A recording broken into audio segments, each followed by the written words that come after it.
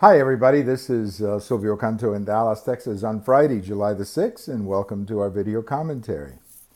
You know, we've been keeping track of a very interesting development in 2018, and that's the Hispanic vote.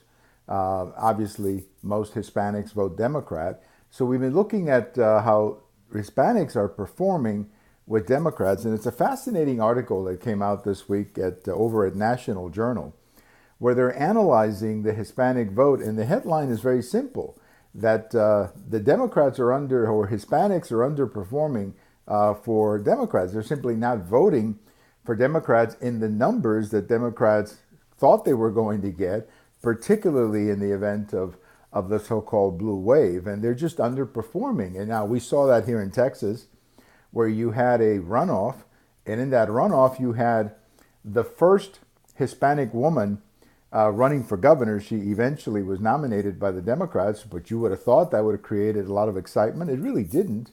The runoff got 419,000 votes. I mean, that's the lowest Democrat vote since 1920. Then you go to California, where the Democrats were hoping to have another high-performing day from Hispanic voters, particularly the former mayor of LA, Antonio Villagrosa, who was running for governor, and he was hoping to get into the runoff with the lieutenant governor. Instead, what happened was that the Republican got in number two, and Villagrosa was number three. Clearly, not the Hispanic turnout that they were expecting in California, or even here in Texas. And if you look at this article, they analyze many of the different races around the country and showing how Republicans are actually competing much better than anticipated in so-called Hispanic districts. And I think there's a couple of things going on behind this. I don't think this is just happening for no apparent reason. A couple of things going on. The American economy is clearly helping President Trump. Look, the Hispanic unemployment numbers came out today, 4.6. That's a very good number. 4.6 is a very good number. And if you look at that number versus the national number, 4.6 versus 4.0, it means that Hispanics are basically trending in the same direction as the national numbers, meaning they're finding work. I also think there's something going on with the message of the Democrats, and this is something that I think people are picking up on.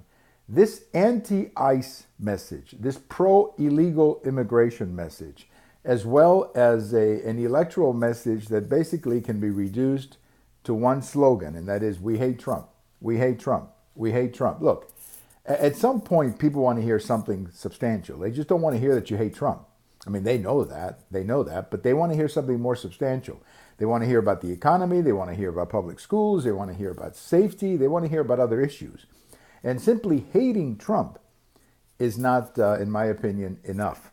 So I think what you're seeing is a combination, as I say, a lack of a message from the Democrat Party and an economy that I think is making life easier for President Trump, and especially the Republicans who voted for the tax bill that is getting the credit for this economy. Now, as I always like to say about polling data, this is July and the election is in November, so there's still a long way to go, and we don't like to, put our eggs in one basket.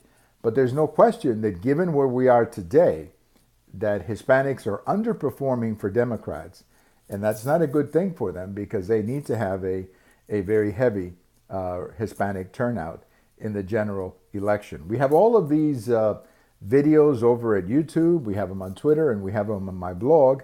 And if July 6th is your birthday, happy birthday. I hope you enjoy a good day. Bye-bye, everybody.